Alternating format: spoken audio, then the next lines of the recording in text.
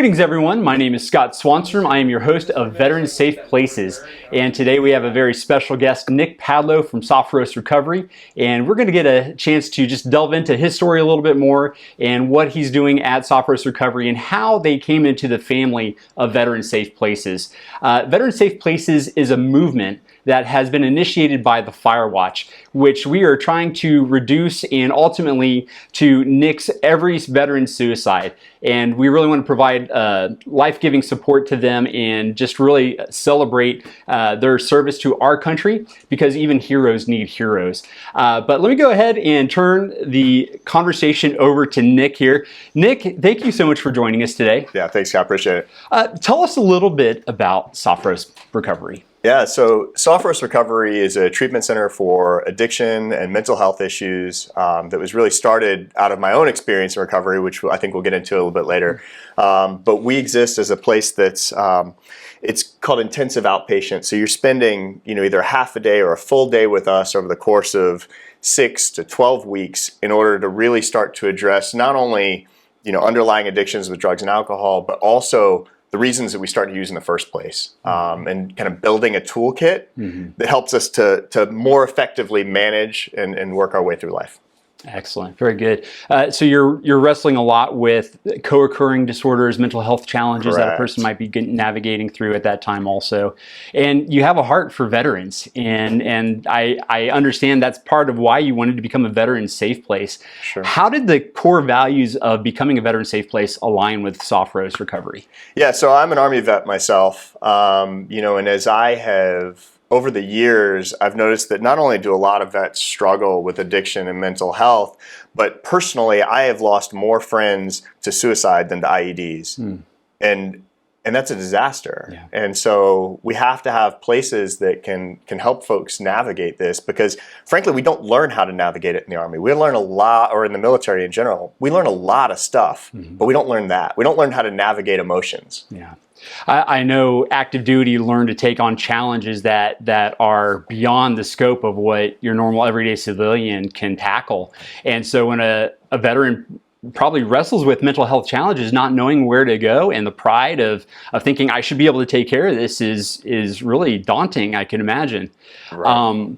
Tell us a little bit about your story. And you served our country in uniform, and you made that transition into civilian life. What were some of the challenges that you faced? Yeah, so I was in from 2003 to 2008, a lot of time in Afghanistan and Iraq. And I think there are a few things that I faced and that other people face when they get out of the military. And one of them is this kind of, as you mentioned, this loss of core values. You ask any military vet what the core values of their service branch are, and they can tell you: leadership, duty, respect, selfless service, honor, integrity, personal courage. That's the Army's. I'll never forget them. And then when you get out into the civilian world, it's almost like all those things are gone. And so we're wandering around aimlessly without this sense of mission and purpose for who we are. And I think that's the first thing, is really having to redefine that as a civilian. And then I think the second thing that people struggle with when they get out is this kind of return from a state of hypervigilance. So especially when we're in war, everything's turned up all the time. And then when we come back, it's not. And the dopamine and the serotonin, and our brains don't know what to do, and so they can react in funny ways. And then I think the third thing is we aren't taught how to navigate this type of issue, and we're taught that it represents weakness. If you think about being on a run with your squad or your platoon, like someone having a twisted ankle and falling out of a run is shameful. So we run through the pain, right? But we can't do that when it comes to mental health. It doesn't work.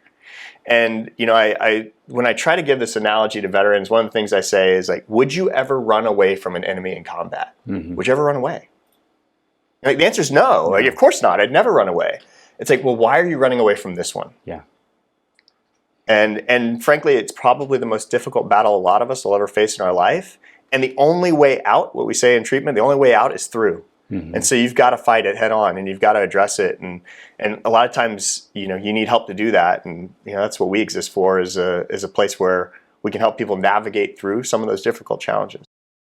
So Nick, what would you say to a veteran who is struggling with a mental health challenge or even a substance use challenge, and how would you give them hope?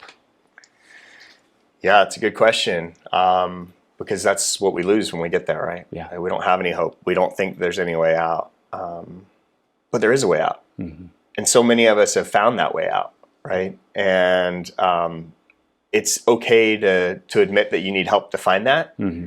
And there are organizations that specialize in people that like specialize in giving you the tools to navigate your way back to who you were, and potentially someone like fresh and new that's even better than that. And so, at Sophros, we've seen a number of veterans come in and then come out the other side and be a completely different person.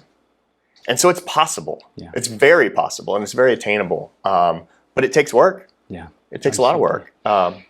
There's a lot of hope in the presence of Sophros Recovery and the support that you guys provide. And even the fact that you guys have become a veteran safe place for them shows that there is a desire to give back as a community provider, and that you do have a passion and a heart for veterans. And most importantly, you show camaraderie and brotherhood, that you link arms with veterans who are really struggling and that they don't have to go it alone. And so we really appreciate Sophros Recovery being a part of the Veteran Safe Place, and really appreciate you being here and having a chance to celebrate what you guys are doing in the community and how you're giving back. Our veterans are a special resource to our country, to our communities. They bring so many great traits and leadership qualities to our organizations and businesses. So Nick, thank you so much on behalf of the Fire Watch. Yeah, thanks, Scott. I appreciate it. Absolutely. Now, if you are interested in your organization or business becoming a veteran safe place, we want to direct you to thefirewatch.org. You can find out more information about how to become a veteran safe place. It's really just a 45-minute training opportunity that you can take online, and your employees can become watchstanders and really be available for those who have already sacrificed the ultimate sacrifice for their country by giving up their lives.